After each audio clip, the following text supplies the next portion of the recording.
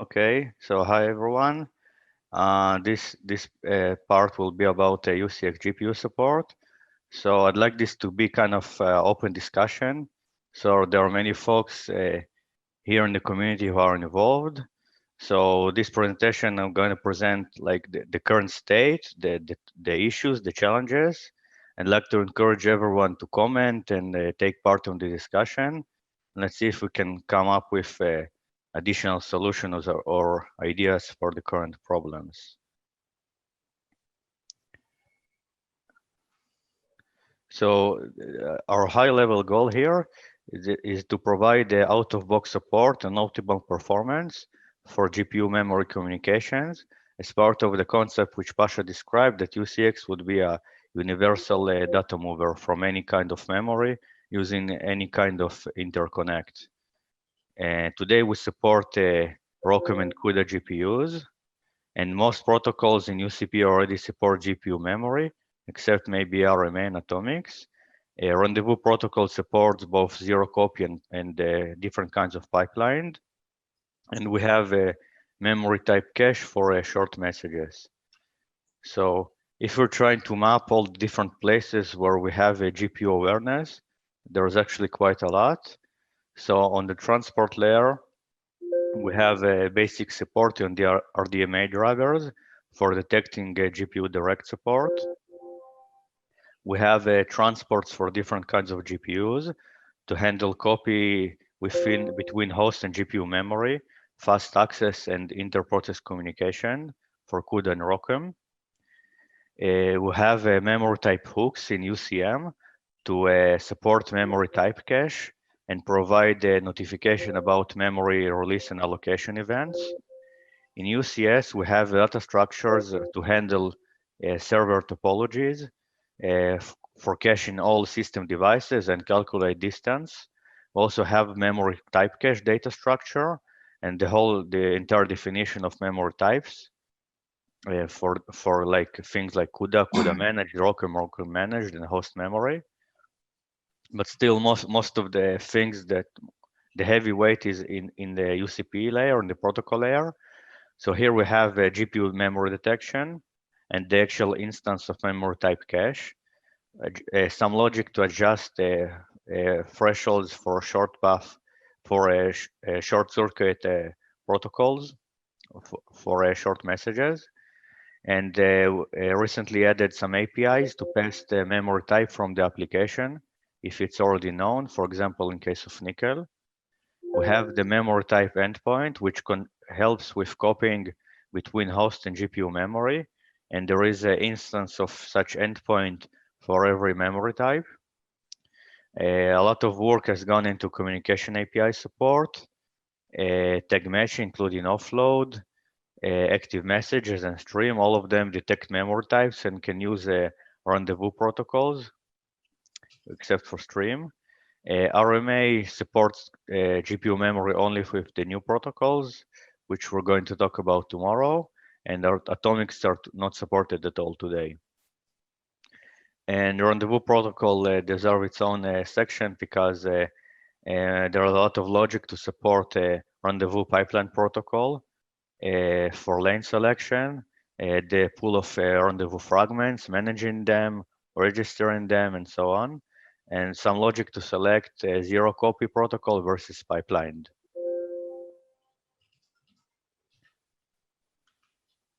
Yossi, question? Yeah. Is this reflective of the 1.9 release, or is there has more stuff gone in master branch since 1.9? It's reflecting the upcoming 1.10 release. Okay. But most of the things here are also relevant for 1.9.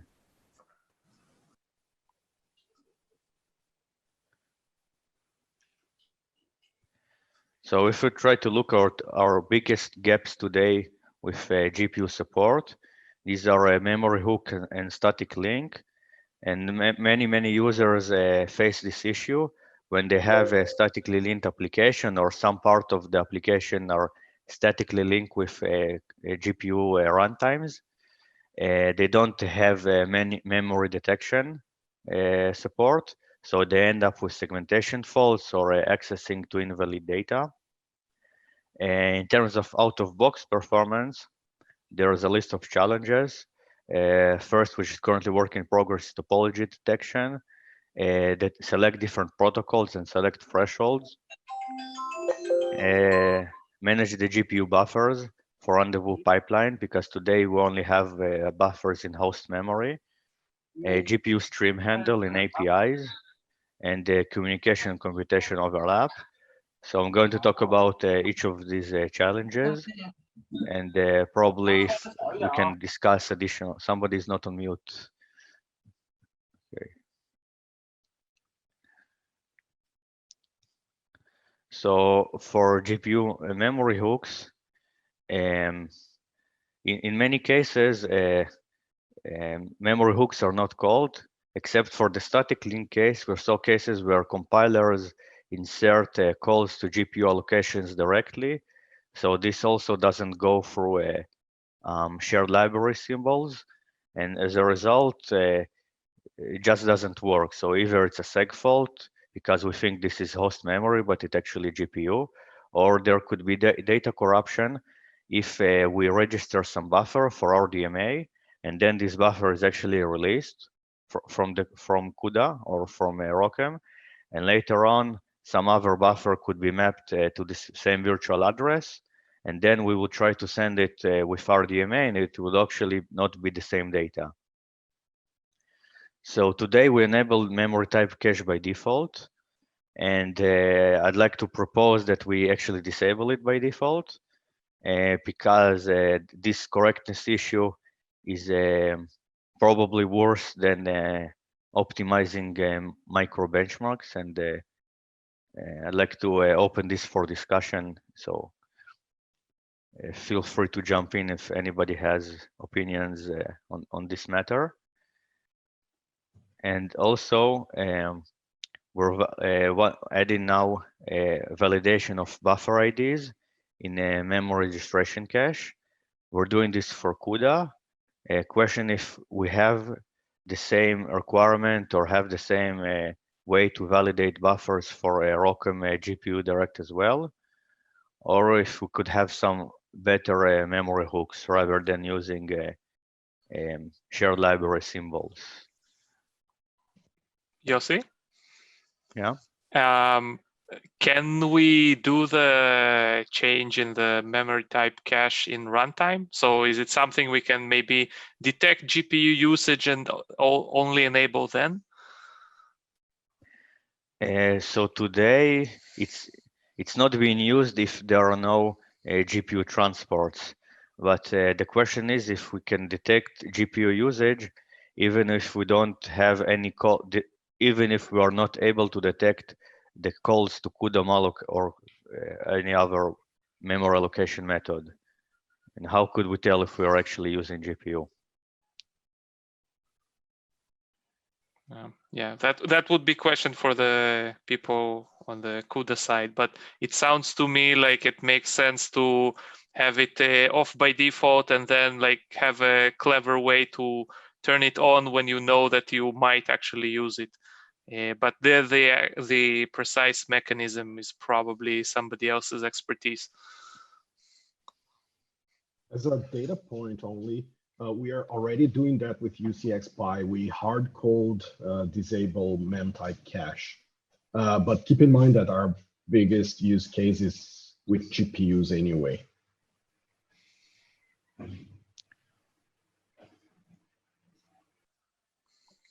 So the problem here is that if there is some application which runs on a machine with GPUs, but it's not actually sending GPU memory, it's sending host memory, we would have to go through the path of memory type detection. What's the cost of getting it wrong? Like, is there a way you can easily recover if the first time you try to access the wrong cache and kind of catch this error? Or is it going to kill your program? So it's going to kill your program. I added some like hacky solution to catch a segmentation fault, but I think Pasha didn't like it, or I see. Pasha, do you still not like it, or you think it's a kind of bad approach, or is it just not, we should kind of productize it more? It is kind of very hacky. Particularly, I was concerned if we are catching the right segmentation fault.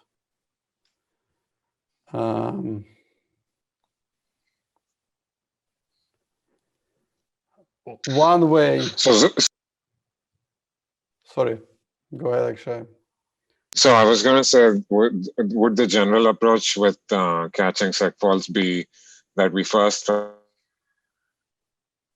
with one of the memory types, say could be CUDA, then we try with ROCm, then we try with host. If it fails for all, then you actually declare that it is a valid seg fault, potentially from a user error. Otherwise, it could be the case that we don't have the memory type detection for the given memory. Is that the approach? So we can make it even simpler. We can do a small pointer dereference on the send or receive buffer, even just the first byte. And if this is actually host memory, it would cost next to nothing to actually do this. But if we misdetect it, it's not actually host memory, and we can tell this because there is only one particular instruction address where we do this check. So if the seg fault occurred at this particular instruction that we use to check the memory type by accessing it, then we can fall back and, for example, enable memory detection all the time. I don't think you can assume going forward that access to GPU memory will seg fault.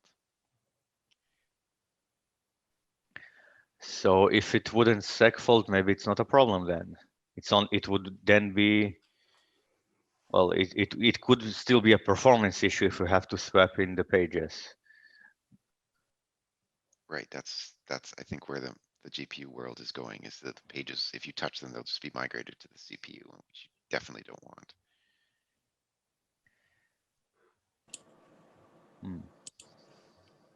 Yossi, if you have multiple threads and a thread catches a different thread signal, when you exit the signal handler, the other thread will not get that same signal again. So I think the signal is per thread. True, but the signal chaining of signals, any modifications to that is not per thread, that is shared. So you mean there that could be some. Yeah, sorry, go ahead. If you caught the signal from one thread, only if the other thread chained the signal, only then it'll get that signal handler too. If it didn't chain the signal, it will not get the signal handler. That signal is lost basically. So I think we can check the return address from the signal and check if this is our special instruction point, or if it's not, we can always pass it to the next signal handler, which we saved when we just installed the original seg fault signal. So one thing that we've done in the Java side is disable signals because we've had issues with JVM causing its own seg faults. Do you think that will affect this approach, Yossi? So maybe in Java we just didn't do a good enough work to actually forward the signal handler to the previous one. I mean, if we're able to forward the signal as if to the previous handler as if our signal handler didn't ever exist, then we should be good. But I think the bigger problem is like if the problem is not that we get seg fault, but that we try to send memory from host side, and it would be a bad performance. Yeah. So Jason, how close are we to using HMM for GPU memory by default? I don't know what the plans are there, but I mean, I would expect the Intel and AMD drivers to be looking at that seriously. It makes a lot of sense. That's what it's for. And yes, it's a problem for managed memory even today itself. Well, even the managed memory seg faults today, I would say, is a quirk of the NVIDIA driver, not something inherent in the architecture. I mean, today managed memory don't seg fault. So we really cannot rely on the signal handler for that, right? Yeah, I'm sorry, it's the other CUDA word for the other kind of memory that seg faults.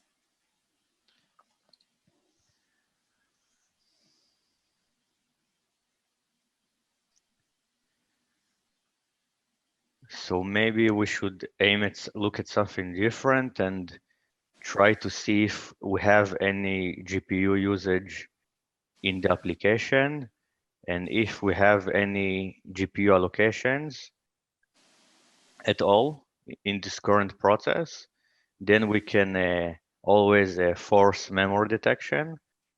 And if we didn't have, or we can be certain that we didn't have any GPU allocations, then we would maybe assume it's host memory and be able to enjoy fast path small messages.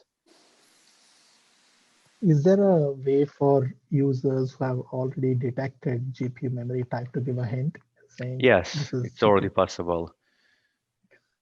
With the NVX API, there is optional parameter to specify memory type, which the vendor added.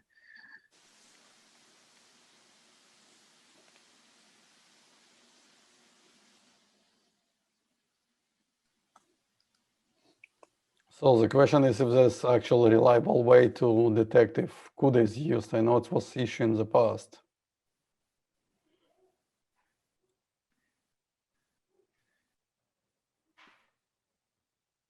Right, Yossi? Mm-hmm.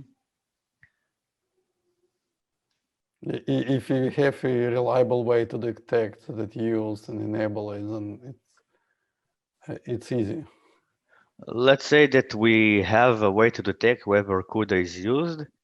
The gap still would be that maybe CUDA is used in the application, but it's not actually used for communications.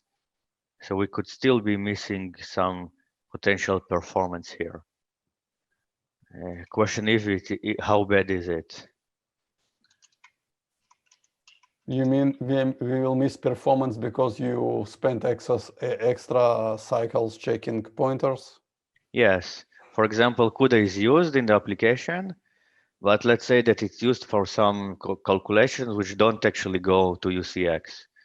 So we would force our library to spend time on pointer detection, even though it's not going to be used. But on the other hand, looks like we have no other way to know other than force some kind of lock-in on managed memory or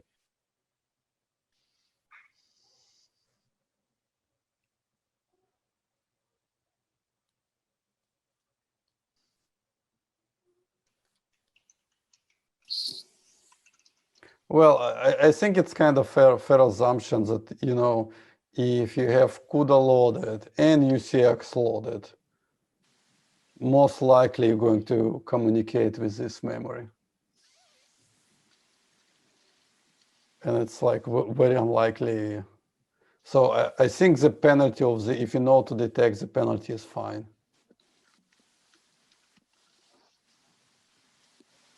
So I think that the conclusion here could be that we disable memory type cache by default, and we detect if CUDA was used in the application in some way which is more reliable than memory hooks. And then if we do this, we do the pointer check always, unless somebody is brave enough to enable memory type cache. But the problem with that is the registration cache. So we don't intercept CUDA free, right? So now we need to have a robust buffer validation in all the places. Yeah, so that's the second part where we must have some buffer ID check in the registration cache. And we already started doing this for CUDA.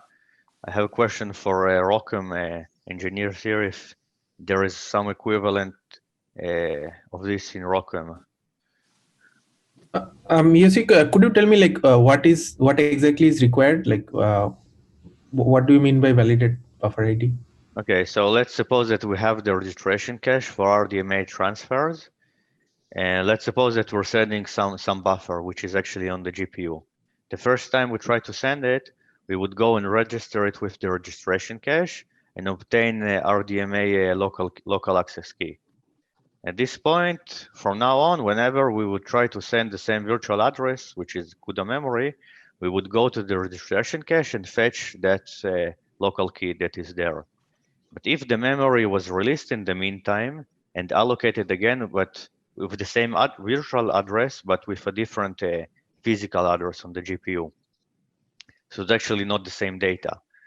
And if we don't get this notification through the memory type SUX in the registration cache data structure, we could go ahead and use the same local key, but it would actually point to a different virtual address.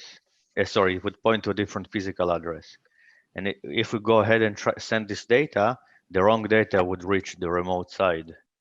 So how are you doing it with CUDA? How you are detecting free, CUDA free?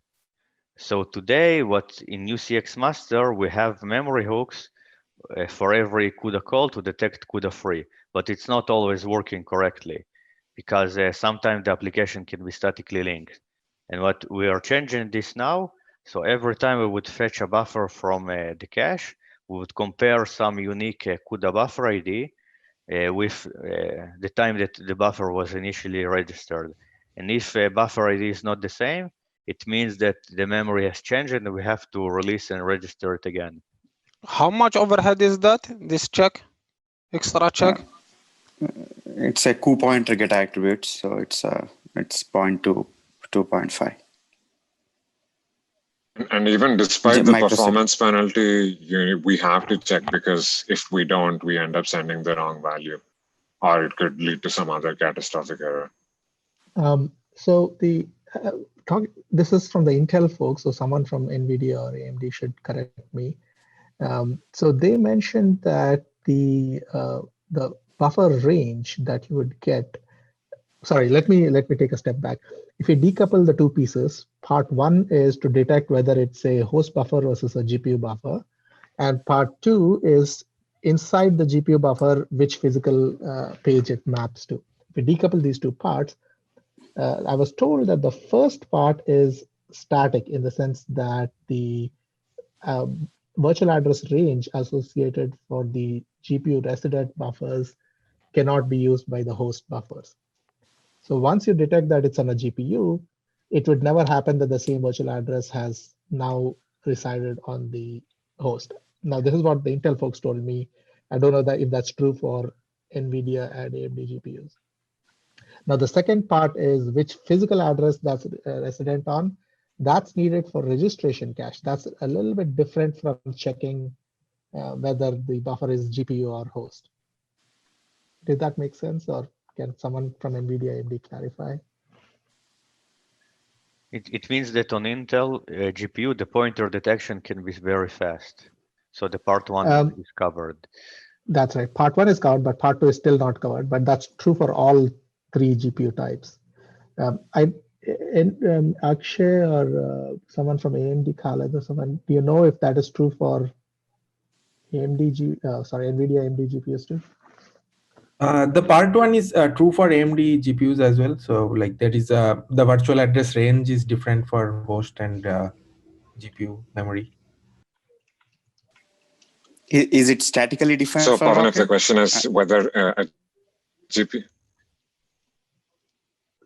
The question is, if you have a virtual address that was at the GPU once, it can never become a host buffer in the future. Is that true? That is true. That is true. We actually use that assumption. Okay, so in that case, Yossi, you need to do the buffer type, or you can put it in a cache quickly. The free itself doesn't matter so much because that would be a user error. So are you talking about part 1 or part 2? Just part 1, of course. Part 2, it will not help at all. So I think that we don't even need to put it in a cache because just the detection would be very fast, right? Yes, but I don't think that is true as far as I know. If you do CUDA malloc host, it might be it's still the host memory, but it's allocated by the GPU driver. So the virtual address, I mean, as far as I know, there is no static range of virtual address is dedicated for specific GPU address. Yes, so it seems like it's different for different GPUs. No. I don't think so. I think what Devendra is saying is slightly different. The driver allocated memory can be host memory or GPU memory. That is true. That part is dynamic, of course. But the GPU resident memory, at least for the Intel folks, they said that part is static, GPU resident memory. So once you detect it, you're saying that address A to B is dedicated for GPU, and if you just check that if pointer is in between, then we can assume that that's a GPU memory. So you can do it that way, or you can once you detect it, you can cache that information for the buffer, because that will never change in the future, even if it is freed and reallocated. So Devendra, I think what Pavan is saying that first it works differently apparently for different GPU runtimes. So for Intel GPUs and AMD GPUs, the memory which was once allocated for GPU would never be allocated for host, but looks like this is not the case for CUDA memory. So there are different level of optimization which you can. Didn't someone say that it is true for CUDA memory as well? So CUDA malloc host is different. It's driver allocated, but it's a host memory. I'm talking about CUDA malloc.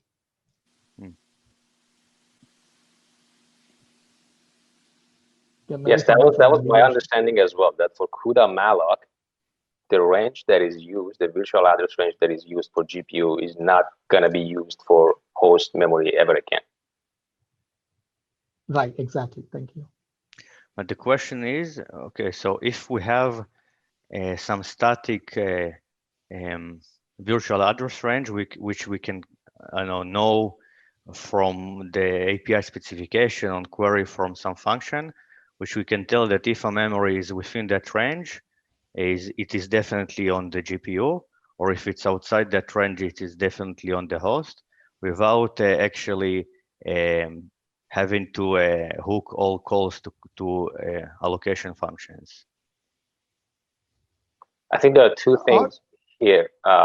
One is whether that range is static and we can actually know about it ahead of time, which I think we discussed about this a while ago, and I think CUDA doesn't expose that. It wouldn't tell us that I would be using this range ahead of time. But I guess once it used a specific range, that range will remain GPU range like forever during the lifetime of the application. There's nothing architectural about that statement either. It's just an mmap, and if CUDA ever had a more dynamic handling of this kind of memory, it would send and return data back to the address space.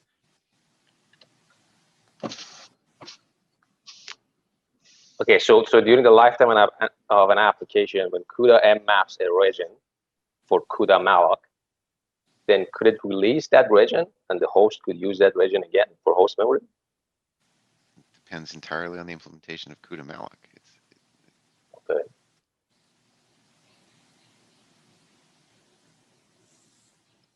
So, but if I understand what Pavan's commented about Intel, that Intel does have a static range, right? sounds like all three vendors have a static range right now, but I think none of them expose the actual range to you. My point was only that if you detected it once, you can just cache it because it will never change. Although I think someone at NVIDIA pointed out that that's an implementation internal decision, and in the future it could change. Okay, so it sounds like we have to stick with the previous decision for now, which is to always check the pointer type if we detect GPU usage, because we cannot, if we don't have reliable memory hooks, we're not actually able to detect it, even for the first time.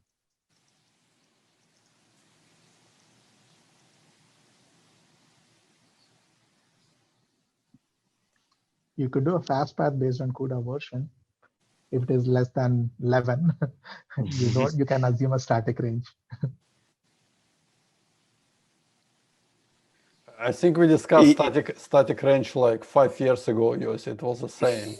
We came to conclusion with certain GPUs. We cannot make this assumption.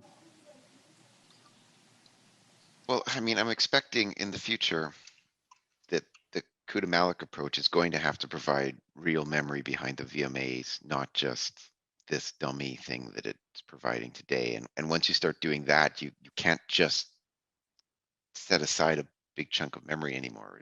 At least it's much more difficult.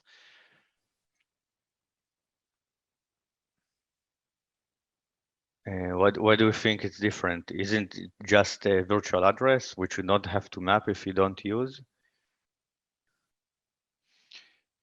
Yeah, I mean, it's all virtual address, yes, but there's not a lot of reason to have it at a fixed spot.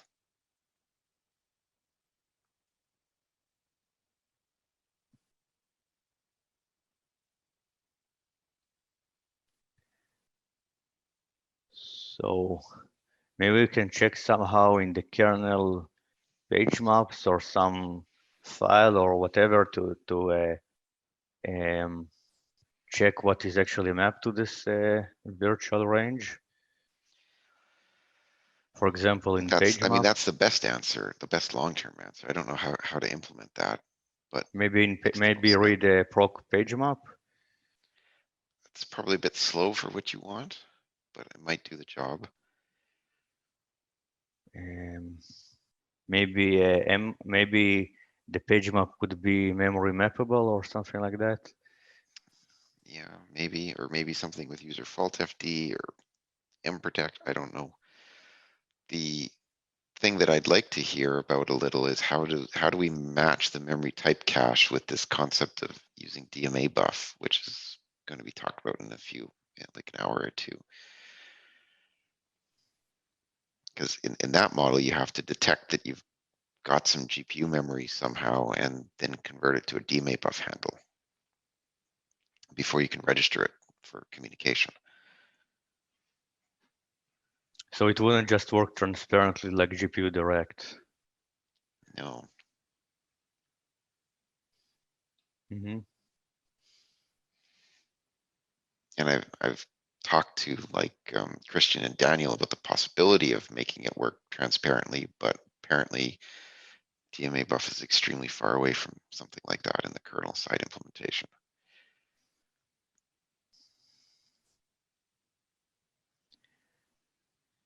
I see. Okay. So still have the question if ROCm has some way or need to validate GPU buffer IDs for the second part, which is avoid data corruption when doing RDMA. Or maybe ROCm doesn't have such issue in the first place because everything is being moved between GPU and CPU transparently. I don't know. If like a pointer is given, we can verify whether it's a GPU pointer or a CPU pointer or something else. But there is so the ROCm layer doesn't give back any L key or R key or something similar when you pin a memory. So I don't know. No, I think what is asking is once it's cached and we do free, can we detect that? And my understanding, sort of, correct me if I'm wrong, but we have callbacks to detect free, right? Like rock R will detect it and rock R will update the cache. You have a callback, you register your buffer each time there is free to call the rock R free to that buffer. You call that callback and you manage your UCM cache. So does Rockham have same problem like CUDA where applications use static link, or is it always dynamically linked?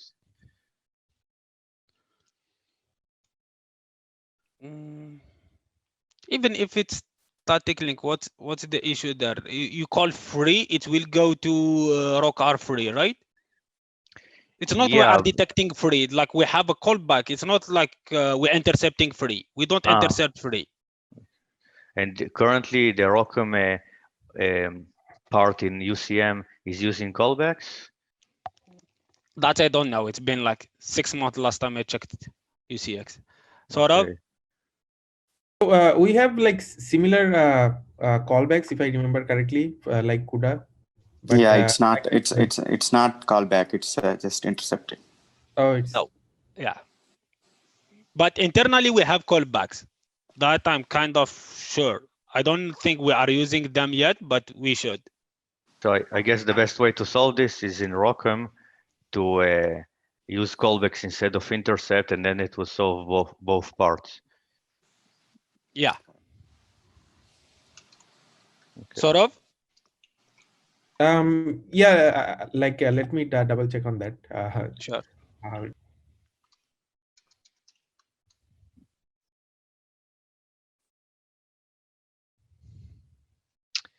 Okay. Any other comments on this before we move on to the next topic?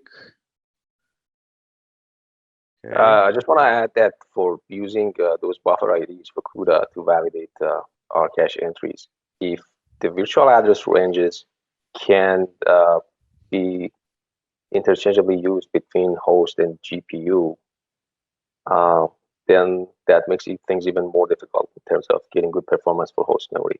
Because every time, even if we already know that it was that a specific given range used to be host memory, now it can be CUDA memory. So every time we have to query CUDA and potentially RockM to see if this host memory could now be CUDA memory. So every single Rcache query should go through that relatively slow path. But why? Why? Because, but we are intercepting the host free, right? So that part should be taken care. If host memory, virtual memory is turning into CUDA, then that should not cause any issue, because in between you have a. It has been released. Okay. Yeah. You have a host free. We have already, right, you're right, invalidated in cache. Okay. And that means the buffer ID would also change, right? If we release this memory before. For host memory, we don't store any buffer IDs. So. Oh. But if the memory range is reserved for CUDA, so I'm assuming it probably it can be interchangeably used between the CUDA and CUDA managed. So then that still could be an issue. No, I think the CUDA managed is different than malloc. No, not malloc. I mean CUDA managed and CUDA malloc. It could be in the same VA No, I mean range. that's what I meant. Those two things are very different. The CUDA malloc is the only one that has a special memory range, I think.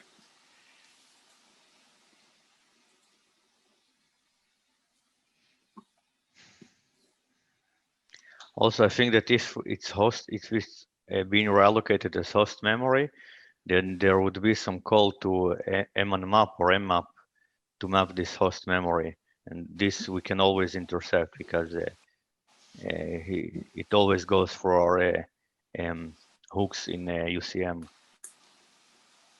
That's right. We should be fine.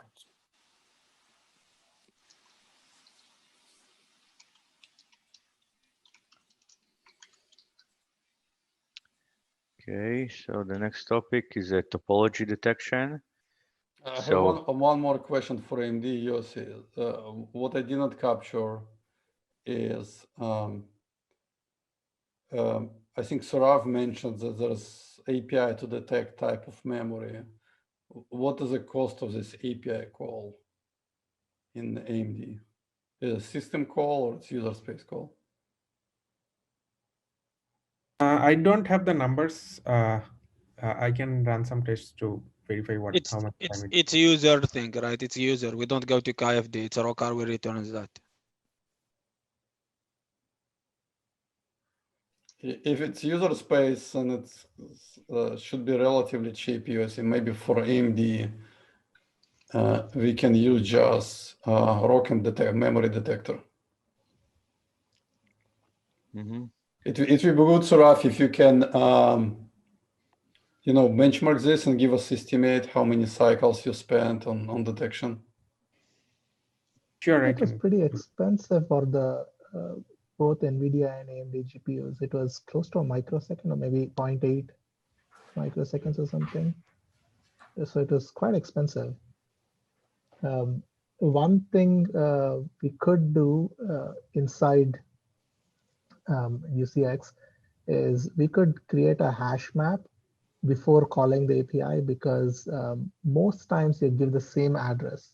In theory, you could give anywhere in the buffer range, but in practice, users typically give the same buffer address, starting address. So maybe we create a hash map internally, and if the hash map fails, then we can do the actual query. And we hope it would be faster than a memtype cache. No, it is still a memtype cache. It's just that we are doing a hash lookup, because hash can't do on a range, right? It can only do on a fixed address. So we do a hash map check for the fixed address, start address. If it fails, then we call the API, the CUDA or ROCm API for query. So what happens if we don't find something in the cache? You mean we also want to cache host pointers, not just GPU? I think we only need to cache GPU pointers. If you don't find it in the cache, I was only referring to the GPU memory. If we know that we want to detect the memory type, we check the cache, check the address in our hash map based cache. If it is successful, we know where it is. If it is not successful, we do the CUDA or ROCm API. So it would actually be faster only for GPU memory, because if application passes host memory, we would always have to go through a pointer detection anyway, right? I guess we have to put the host memory too in the cache. Every buffer. There is a comment from Akshay in the chat, Yossi, if you can see, and I can read it out, apparently has bad audio connection. Since we're mostly concerned with saving few hundred nanoseconds for host transfer case, is there a fast memory detection mechanism for host memory instead of, essentially he's suggesting to reverse it? Yeah, so it looks like if we put the host memory inside in all the memory types, including the host, into some hash map, it could be faster.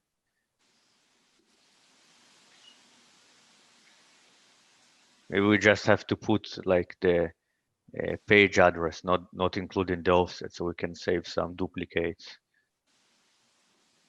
I guess we have to limit it somehow, maybe. So this hash map wouldn't grow infinitely. And also, how can we invalidate entries from that hash map?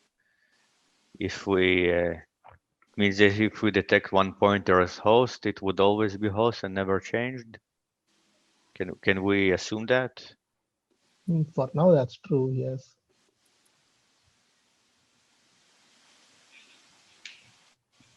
So actually, we need to check if this property is true for all GPUs that memory cannot switch to different type? I think for now it's true for all GPU types. So how is this hash map different from the min type cache that we already have? I think the general version of the cache would need to have like a AV tree or something, right? Because it can be a range. But the hash map essentially just optimizes for the case where they are passing the exact same start address. Oh, so it's not gonna be supporting the range. You could, but that could be a second level thing rather than always relying on a logarithmic lookup. So we can generalize this by saying that every time in the registration cache data structure, we would have a first level of hash map. And other than this, the memory type cache would always hold host memory in addition to GPU memory.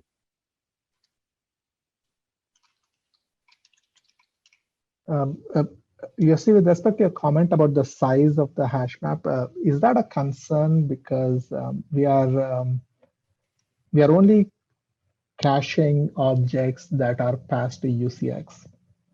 So basically only communication buffers. Do we expect this to be significantly large? Yeah, so maybe if we have some application which passes random small objects to UCX, we had such applications, for example, with storage where they allocate a huge chunk of memory and then randomly pass pointers from that memory. And if especially there could be a multiple or a practically unlimited number of small objects with different pointers which can be passed.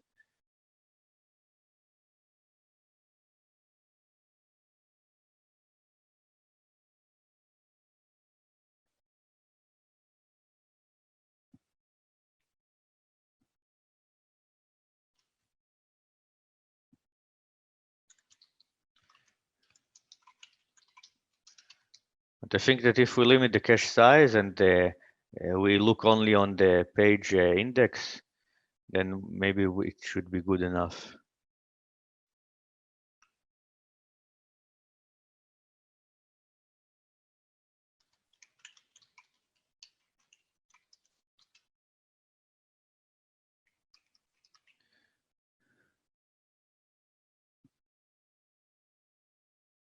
So between all the options, what are current conclusion and summary?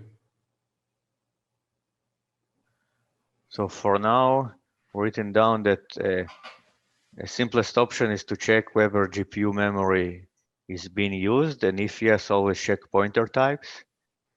A better solution, which now Pavan proposed, is to hold host memory as well in the memory type cache, along with some optimizations like using Hashmap, limiting the size, and it also assumes that the same virtual address cannot switch different types. We should verify. And in addition, we wrote that ROCm can use callbacks to detect memory free instead of intercept. And on Intel, seems like they have fixed address range for GPUs, so for them detection relatively simple. Is correct, Pawan? No, the detection will be just as expensive as NVIDIA. I mean, I don't know. We haven't tested, but I would think it will be just as expensive as NVIDIA or AMD. But you mentioned that because on Intel it's fixed range. If it's fixed range, you just can check if it's.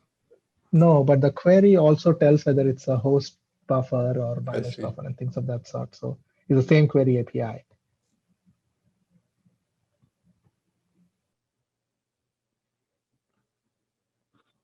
Okay, thank you. Okay. Don't have a lot of time. The second issue is topology detection. So today, the RDMA transport can report the locality of the network interface in terms of BDF by the device function on the PCI. And the GPU transport can detect memory locality of a particular pointer. And the topology infrastructure in UCS can provide a basic latency and bandwidth estimation based on the SysFS tree distance, which is very inaccurate. So currently we need to improve the topology distance measurement.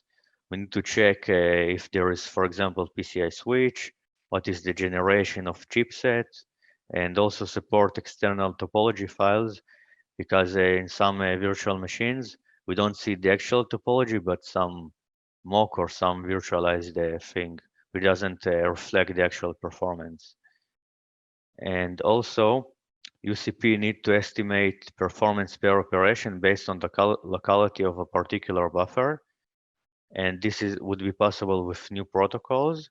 And today, for 110 as intermediate solution, we would select network interface closest to the active GPU. This is a pull request currently work in progress by Akshay. So this pull request adds option to specify which memory domain would be used for selecting the closest NIC.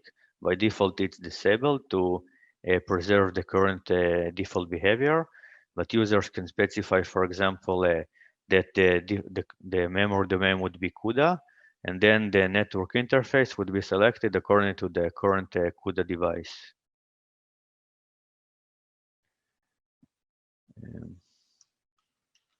Any comments on that part?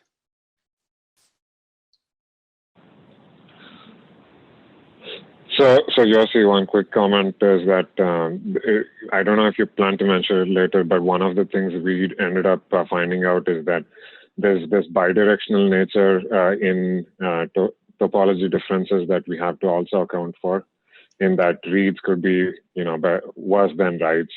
I don't know if you plan to cover that later, but I wonder if that should also fall under the challenges under topology.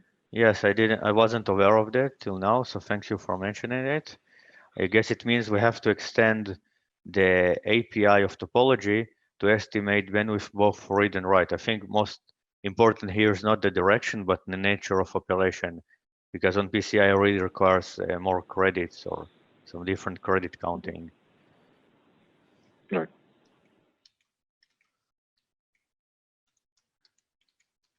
Is this something we can detect somehow based on information from SysFS or PCI, or does it have to be from external topology file?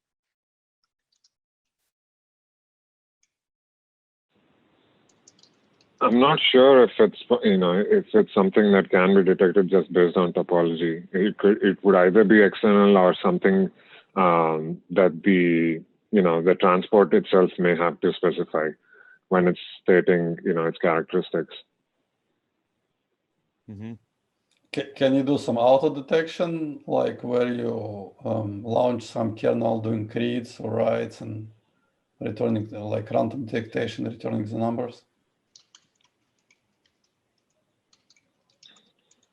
I think in the last meeting we had some plans like this, right? That we would have some utility tests to generate a configuration for a given node, and to be able to estimate read and write performances with respect to different memory domains.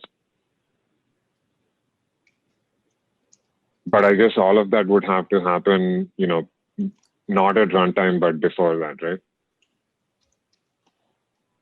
Maybe we should give both options. So you could either specify UCX to not auto-detect anything, or to try to measure during startup, or read it from file produced by external utility, which would probably use the same code base. Because I could imagine that in some cases you don't care so much about extra startup time, you just want to make it work. But in other cases, you want to rely on measurements from other utility. I think that makes sense. If we could have like an environment parameter to basically tell initialization to also conduct some startup metrics test.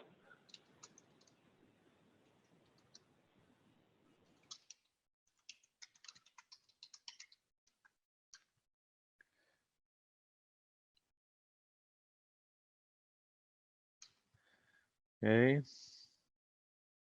Any other comments about topology before we move to the next topic?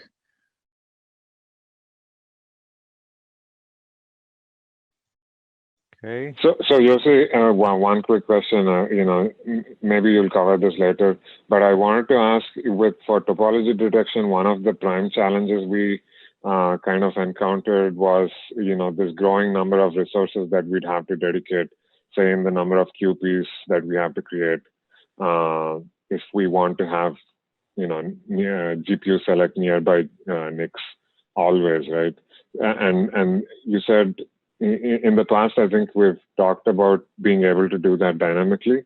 Is that still true? In that you can always create only the necessary number of QPs or any other NIC resources without having to do that upfront, if it's for all-to-all connections? So that's a good point. I didn't cover it in here. So what are the challenges here? So first, we have the limitation of 64 devices, which we actually we started working on it. Leonid is adding a UCS bitmap structure, and we plan to replace all the bitmaps in UCP by a dynamic structure. So the 64 resources limit would be gone. And the next thing is number of lanes in UCP. This can be a little bit more challenging because we have to optimize for cases where you don't have so many lanes. So I think at some point we would have to refactor the UCP allocation mechanism. Maybe instead of extensions, it would have some basic structure and optional extension, one optional extension, which is allocated dynamically with, and the additional lanes would be part of the extension. The other thing here is that the actual problem of creating queue pairs for every lane, even if we have place to store them. Here, maybe the problem is not so bad because if we use a DC transport, the endpoint is just a 32-byte address vector along with some metadata. So it shouldn't be that expensive to have all-to-all connections. I think mostly the limitation is in UCP data structures. Okay, that's good. So you see, we have cases when we run out of 64 lanes? Yes, for example, if we have DGX machines where we try to instantiate every possible transport on every possible NIC, including GPUs, then we can get like 72 or something like that. The current workaround is select a smaller set of transports or devices. Do you really have but not every GPU has to use every NIC, right? There's some yes, but we don't know that during utilization. Is there any plans of adding transports lazily? I think right now we, initiate all transports up front, right? So my question is more along for IB. Why don't we start with say just DC and UD? Why do we have to go through all, sub transports in IB?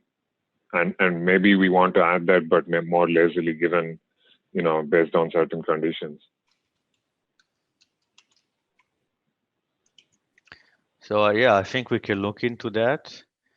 Currently, the transport utilization mostly affects UCP anytime.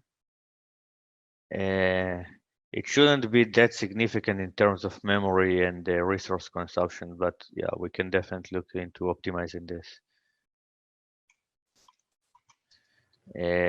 Today, some parts of it are being done in a lazy fashion. For example, only a minimal set of receive buffers is posted, but probably there could be other things to do. Yossi, what can you remind me what layer this topology detection sits in?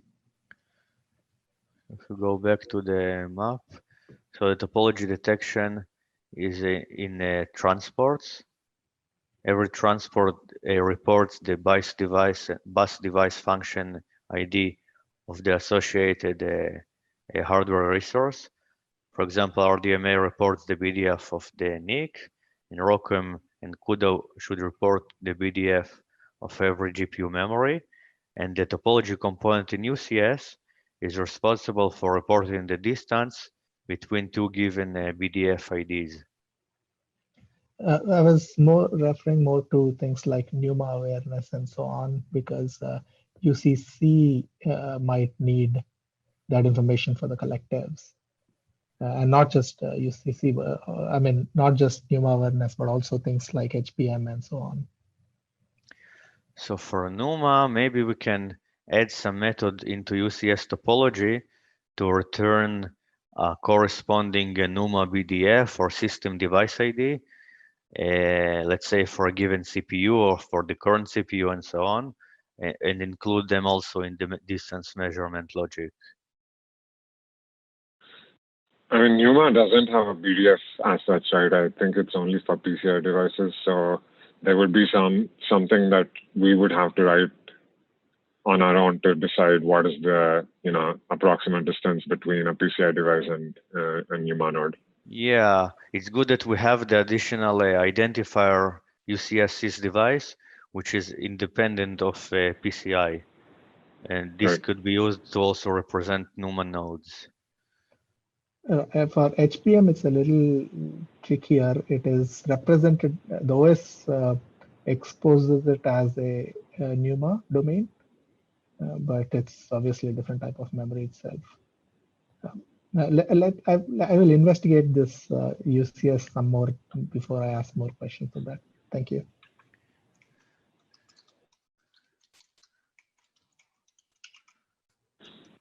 But circling back on question about initializing not all lazy transport initialization, today we don't allocate that many resources when transport initialized, and it's only when you start to create endpoints that's where the cost, right?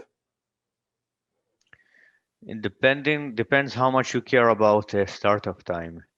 If you really want like the most optimal startup time, and you have 8 network interfaces on the machine, and we would go and like create a completion queue and share the queue and open the context for every device, maybe some users could care about that.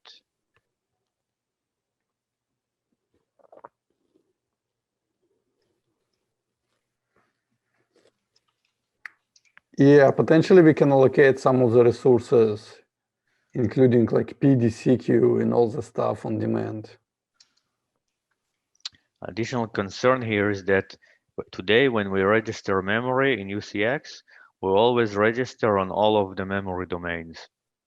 And if we have a machine with many GPUs, many NICs, sorry, and then somebody calls a Ucpmap, it would have to register on all of the NICs, which can be slow.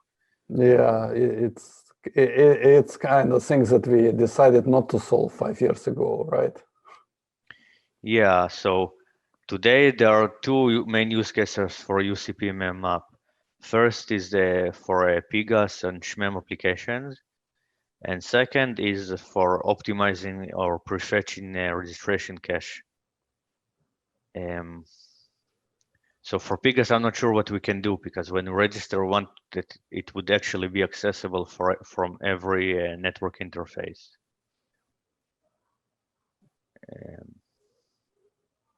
What do you think, Pasha? Unless we kind of limit ourselves that several parts of the heap, let's say the first NUMA, would be used only by the first NICs, and the other parts NUMA would be used only by the NICs on the other NUMA, and so on. Yeah, it's more complexity for OpenSHMEM. They don't have this logic today. And potentially they do want to do multi-rail with all NICs, and if there is a big transfer, so I can see why it might be, they still want to have this functionality. Essentially registering. Isn't Ucpmap also used for allocating bounds buffers? So we don't have to use it. We can use some internal functions which don't necessarily allocate or register on all devices.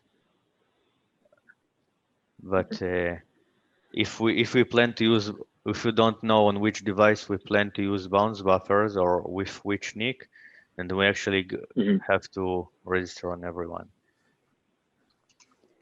My main concern, Yossi, is that you kind of trying aiming for rehauling entire UCP to support 64 lanes, when actually you're not going to use 64 lanes ever. Well, maybe not in the same time, but maybe for different connections. We can have one UCP context, and you can create different connections, or maybe even create one connection but send different buffers on that connection.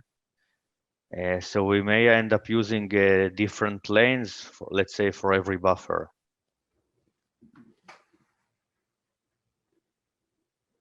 Today is like you have this pop count, right, for line selection.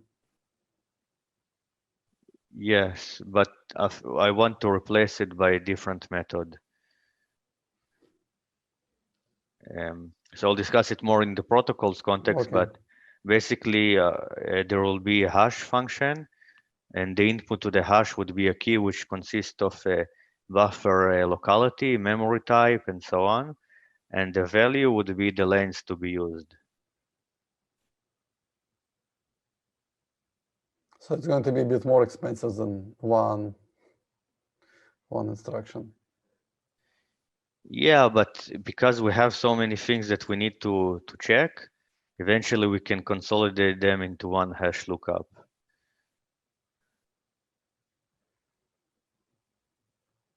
Another question, if this should be some sort of compile time option, because for majority of machines, you're not going to have 64 lines.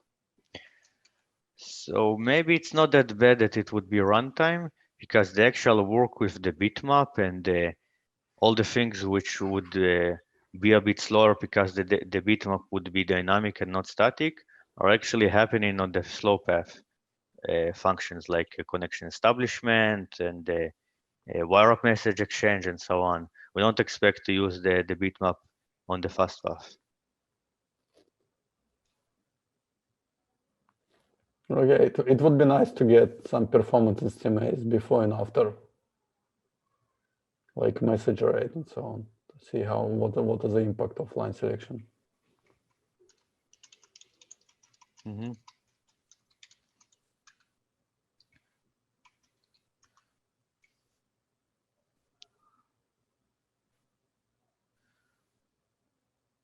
Okay, so next topic is a bit related, is a protocol and threshold selection. So today, thresholds are mostly based on host memory behavior, which we had since the beginning of UCX development. And today we prefer a rendezvous zero copy by default over pipelined.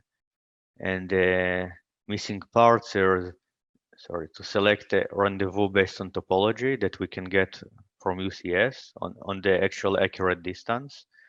You probably want to extend the UCX rendezvous scheme to select possible options. Like today we can select either auto or put the copy or get the copy, but maybe we would like to force a pipeline protocol as well. Today I think the only way to do this reliably is to disable a GPU direct. The vendor, please correct me if I'm wrong. So yeah, correct. And we want to be able to select or eager rendezvous cutoff based on the protocol. One example is that if we are able to use a zero copy rendezvous, maybe we should start doing rendezvous from a relatively small message type because zero copy is very efficient. Obviously, assuming the GPU is close to the NIC in terms of server topology and so on. But if we eventually decided to do the pipeline protocol, which has some overhead to initiating memory copies and allocating buffers and so on, maybe we actually want to start this from larger message size and prefer to use eager for intermediate messages. And another missing building block to achieve this is we want that UCT to report performance estimation per operation and memory type. Today, UCT provides just one bandwidth and latency, regardless of the operation, but there are some examples where it could be different. For example, like GDR copy, the read is much slower than write, or reading and writing in CUDA can depend on whether the source or destination are GPU or host. So the estimation now is very inaccurate. So probably we would extend the UCT IFS query API. First, it would be backward compatible to have a field mask and so on. And second, it would have additional fields to have a more accurate performance query.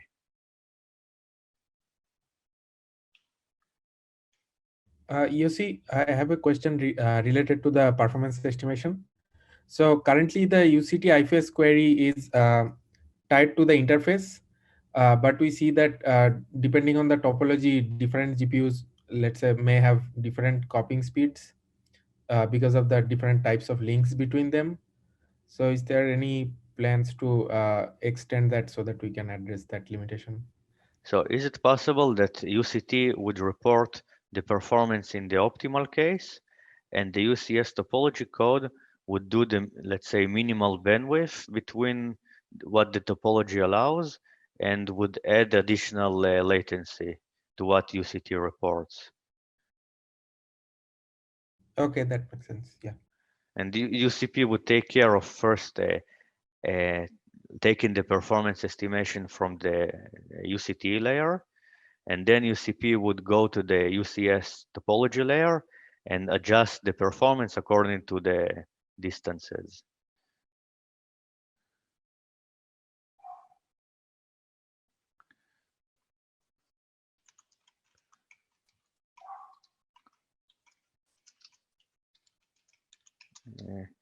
Any other comments on this part?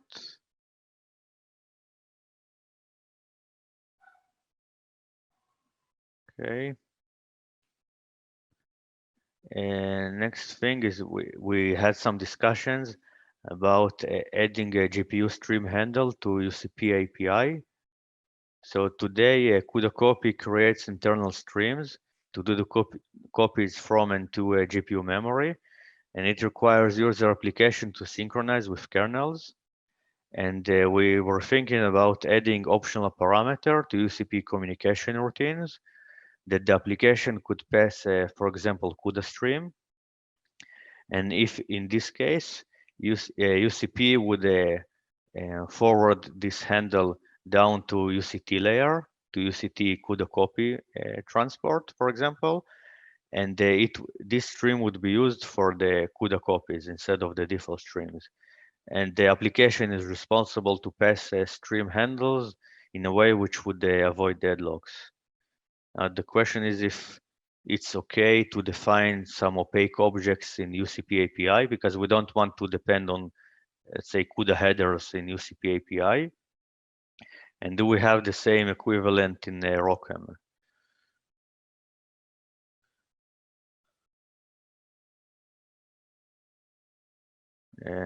Pasha, what do you think about opaque objects in a UCP API?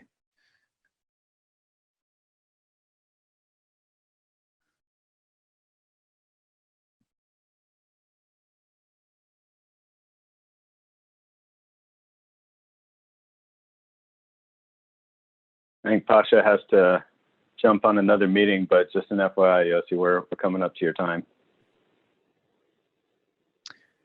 Okay, so let's keep it as a topic for discussion for offline discussion, and just the last topic for future development. We are thinking about improving communication computation overlap. So today the rendezvous pipeline protocol requires calls to UCP progress because it divides everything to smaller fragments, which does not work well if application is calling non-blocking routine and then goes to do computation. And we had some talks about option to progress the pipeline protocol from progress thread, relying on a wake-up feature. So the main thread could go on and do computation, and the progress thread would handle events and progress the protocol.